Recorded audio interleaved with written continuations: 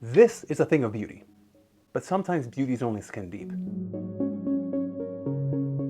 So these are the Bowers & Wilkins Px7 S2. They're not the S2e, that's the newer model, and I am planning to do that one later on, but I wanted to do this video because they're on sale for under $300 right now. When I got them, I realized that these go toe-to-toe with some really impressive competition in both good and bad ways. Before I continue, my name is Norb and I bought these myself. There's not a video sponsor to this. Also, I score each section in case you want a reductionist and somewhat objective value to how good these are in a particular area. 1 means I hate it, 5 means I love it, 3 is the base standard for acceptability. With that, let's get started.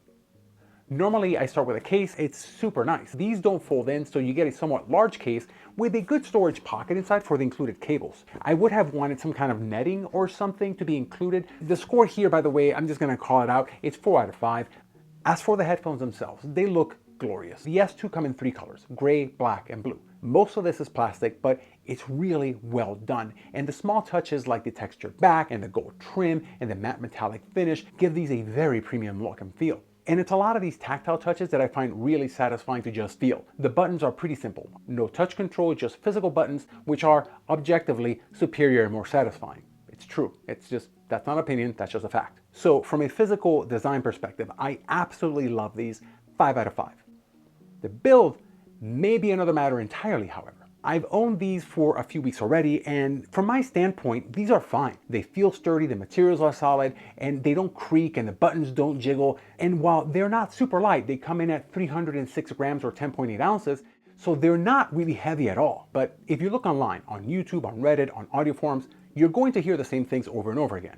The leather on these often starts to separate after a year of use. I'm not sure that this affects the S2e, but I know people have reported the same thing with the Px8. To that end, I'm scoring these a tentative 3 out of 5. They've been fine for me, but there are a lot of people online complaining about the same thing, and that is concerning. As for comfort, I found these to be fantastic, just excellent in every way. Soft faux leather ear pads that under the headband, wide cups that fit my ears entirely inside without touching the foam, speakers that are angled for better sound and comfort, and a clamping force that feels just right for listening to these while relaxing. Even with glasses on, I never had any issues with these. The weight is also fine for most people, but if you do have neck issues, you will want to try these out before you buy.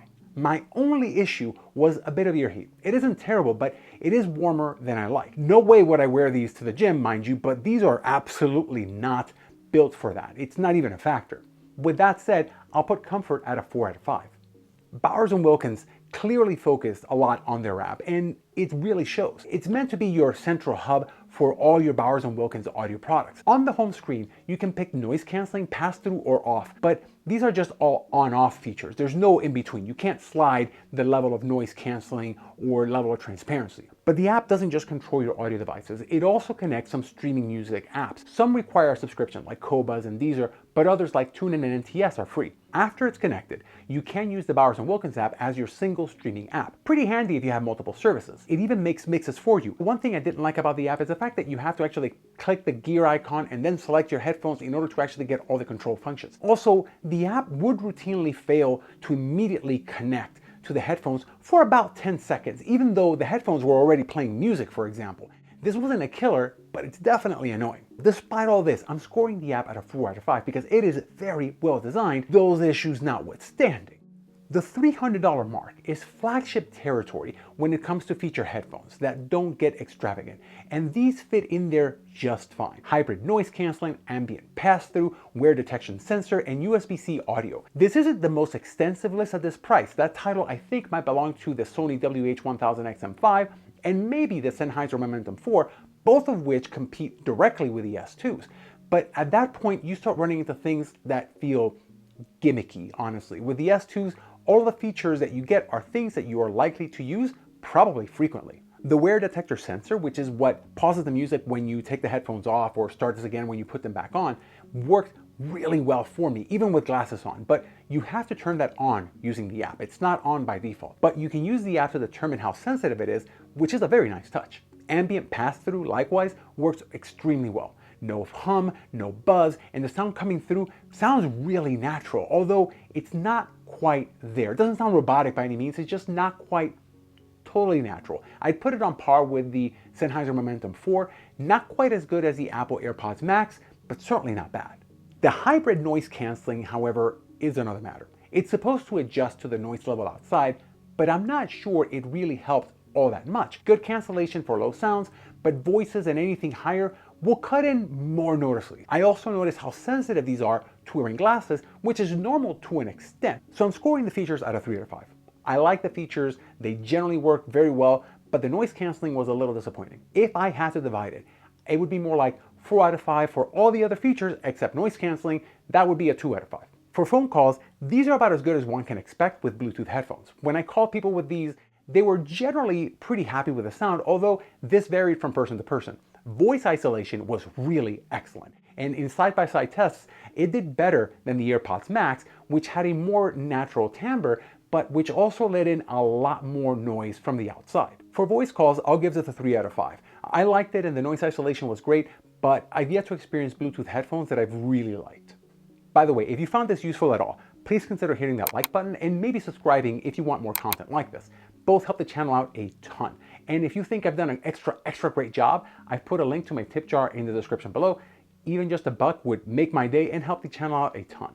One of the great features of the Px7 S2 is that you can listen both wirelessly and connected via the USB-C cable through a DAC mode. These don't have an audio jack input, however. They do come with 2 cables, a USB-C to 3.5mm and a USB-C to USB-C, which can be used for both charging and for audio, but you can't listen to these when they're turned off. They have to be on for you to listen to them. They do have up to 30 hours of battery life and a fast charge of 7 hours of music in just 15 minutes. Generally, I thought the sound was decent. It was fun, it's warm, it's relaxed. It's by no means bad in any way, shape, or form. It's great for music that needs to be warmer and more atmospheric, or that you want a little bit more resonance in, like Taylor Swift's Carolina, which has female vocals that you want to go ahead and bring out, as well as a nice guitar solo in the background. Very good for acoustic music, highly recommend. But if you like a lot of clarity in your music, or if you just like less overall bass by default and you don't want to mess around with the EQ, then I'm not sure you're going to love the sound of these out of the box, and here's why. The overall sound profile is consumer focused, which means that there's a little bit of a boost in the lower mids and the bass, which gives them a really warm sound.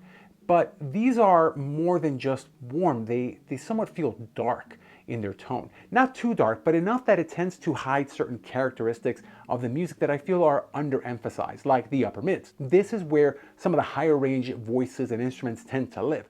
That makes for a generally relaxing sound, but the upper mids and lower treble being a little recessed, the bass ends up covering up a little bit of the detail. I still think that most people will enjoy this though, so this isn't necessarily a bad thing. But to counter this, I did use the EQ to move the treble up a decibel and then the bass down 3 decibels to give it more of a neutral sound. I do wish I had more control over the EQ and which frequencies get boosted, however. Still, voices sound okay, they're not bad, but I would like for them to be better represented. Overall, the sound is decent, but there's a little bit too much emphasis in the low mids and bass without a counterbalance in the upper ranges until you get to the very top, which feels like it randomly spikes at times. So the sound isn't muddy, but it's not detailed either. In fact, it felt kind of boring at times. Listless is the word that kept coming to mind, at least without EQ, most of the time. See, I had 2 different experiences with the S2s. The first is the wireless story.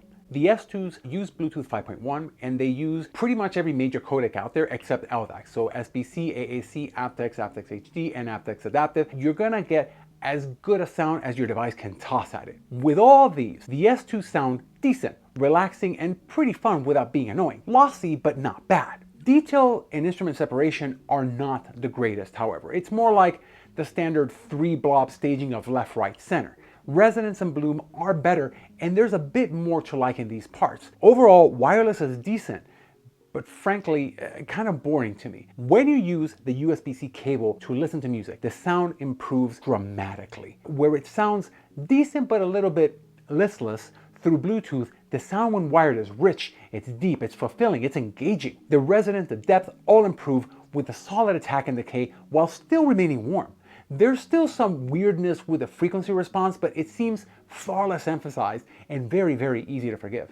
The change is so drastic that while I don't necessarily recommend the sound when wireless, I can definitely recommend it when wired. In fact, comparing them side by side, wireless sound feels more like a pale imitation of what these are really supposed to sound like. And I can't say that for every headphone, but I can certainly say that about these. Even when wired, you're still connected to the Bluetooth on your device, which means that you can adjust the EQ without an issue. That means that you can drop the bass some and raise the treble some for clarity if you want, for example, or boost the bass some because overall, sound-wise, if I had to compare these to anything else, the Sennheiser Momentum 4 get close, but I feel that those have better overall clarity and separation between the ranges, and they're just overall better both wired and wirelessly. So for sound, I'm gonna give these a 3 out of 5.